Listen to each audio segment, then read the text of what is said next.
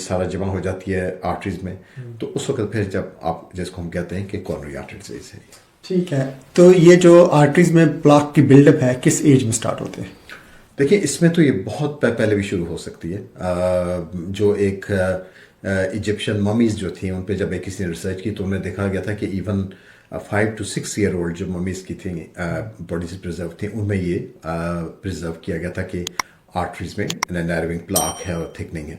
लेकिन practical life में अगर आजकल की अब देखा जाए तो मेरे ख्याल में अगर आपकी फैमिली में ये कॉर्निया आर्टरी डिजीज है तो 20 और 30s में ही ये बिल्डअप होना शुरू हो जाएगा, और इसीलिए बहुत ज़रूरी है कि आपका ख्याल रखा जाए आपकी अपनी बॉडी का। तो ऐसे कौन से रिस्क फैक्टर्स हैं जो कंट्रीब्यूट करते हैं प्लाक के आर्टरीज में बिल्ड होने में?